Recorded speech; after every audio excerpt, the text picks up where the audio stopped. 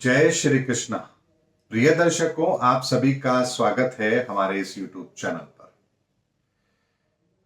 दर्शकों, आपको लगता है कि परिवर्तन का समय है? संसार में बहुत ज्यादा पाप बढ़ गया है, कलयुग का अंतिम चरण है, बदलाव होने वाला है, तो कोई दैवीय चमत्कार भी जरूर होगा, ऐसा बहुत लोगों का मानना भी है। और YouTube पर ऐसे बहुत सारे वीडियोस हैं जिसमें अलग अलग तरह के देवी देवताओं के अवतार के बारे में बहुत सारी अवधारणाएं इस समय पर प्रचलित भी हो रही हैं।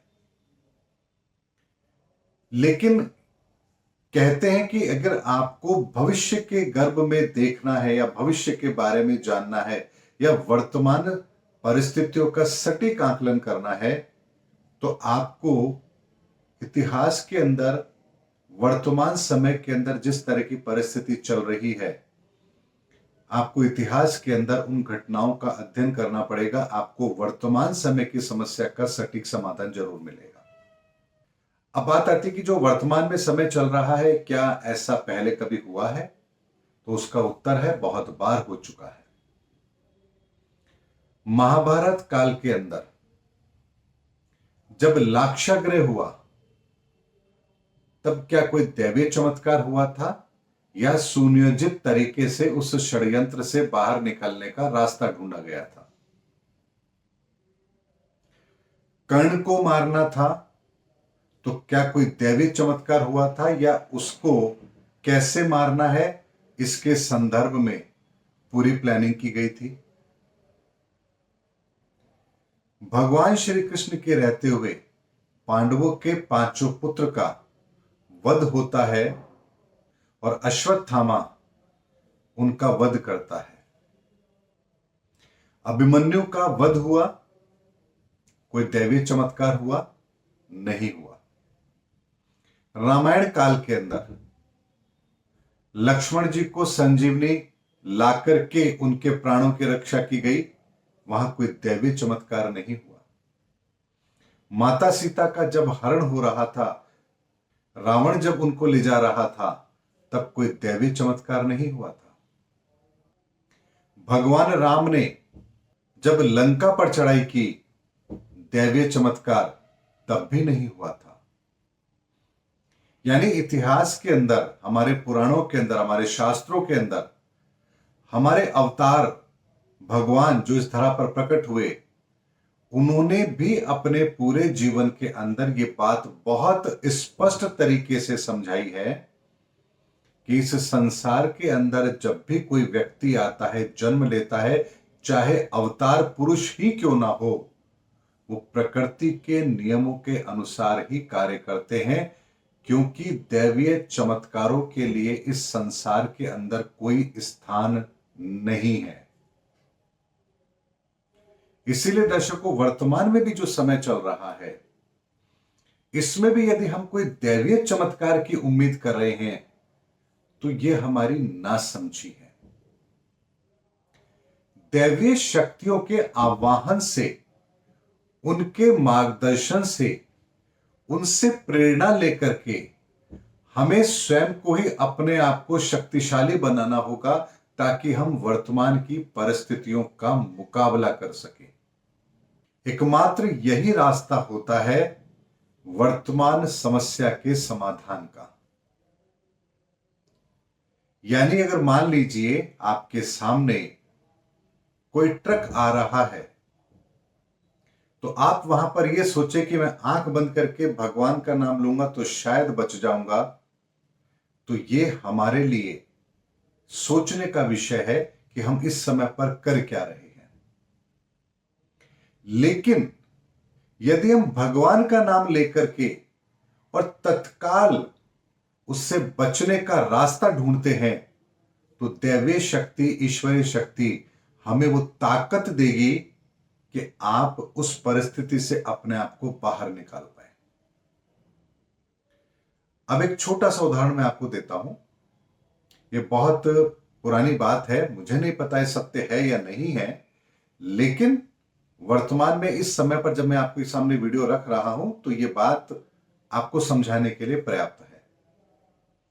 एक घटना आती है कि एक महिला अपने बच्चे को लेकर के छत पर खड़ी थी। अचानक से बंदरों की टोली आती है और उसे देखकर वो महिला घबरा जाती है, लेकिन गोद में बच्चा था, इसीलिए वो तेजी से दौड़ती हुई एक छत से दूसरी छत पर छलांग लगाती है और अपने आप को और अपने बच्चे को बचा लेती है। जब उस दूरी को देखा गया, एक छत से दूसरे छत की दूरी को देखा गया, तो वो काफी ज्यादा थी, यानी कि एक सामान्य व्यक्ति साधारण परिस्थितियों में वो कार्य नहीं कर सकता था। लेकिन परिस्थिति का अवलोकन करके जब एक मां अपने बच्चे की सुरक्षा के लिए कदम उठाती है, तो वहां ईश्वरीय शक्ति, उनकी सकारात्मक सोच उनको वो ताकत देती है कि वो असाधारण कार्य भी कर पाते हैं। तभी आप देखिए कि जब आप व्रत करते हैं, उपवास करते हैं, तो आपको भूख नहीं लगती है, आप विचलित नहीं होते हैं। लेकिन यदि घर के अंदर नॉर्मल डेज हैं और थोड़ा खाना लेट हो जाए, नाश्ता लेट हो जाए, तो आप परेशान होते हैं। ये कुछ बातें मैंने आप लोगों के सामने इसलिए रखी हैं ताकि वर्तमान के अंदर भी हम अपनी समस्याओं का समाधान स्वयं ढूंढें, ईश्वर का आवाहन करें, उनसे प्रार्थना करें, उनके द्वारा हम स्वयं के अंदर उस ताकत को महसूस करें, ताकि हम वर्तमान परिस्थिति के अंदर और बेहतर करने की काबिलियत अपने अंदर लेकर आए। ना कि ये करें कि हम किसी दैवीय चमत्कार के होने की, उसके घटित होने का हम इंतजार करें। क्योंकि इतिहास के अंदर, हमारे शास्त्रों के अंदर, पुराणों के अंदर हर जगह पर यही बताया गया है कि दैवीय चमत्कार कभी नहीं होते हैं, आपके भीतर दैवीय चमत्कार घटित होते हैं, यानी करने वाले तो आप स्वयं होते हैं। यही कारण है कि इस्लाम के अंदर भी आपने उनके इतिहास में देखा होगा कि किस तरह से उनके जो नबी हुए हैं, उनके परिवार के साथ किस तरह से व्यवहार किया गया, ये इतिहास में दर्ज है। ईसा मसीह स्वयं को सूली पर टांगा गया, ये इतिहास में दर्ज है। सिख धर्म के अंदर भी जो 10 गुरु हुए हैं, उन्होंने भी वर्तमान परिस्थिति से मुकाबला करने के लिए कितने कष्ट सहे हैं, ये किसी से छुपा हुआ नहीं है।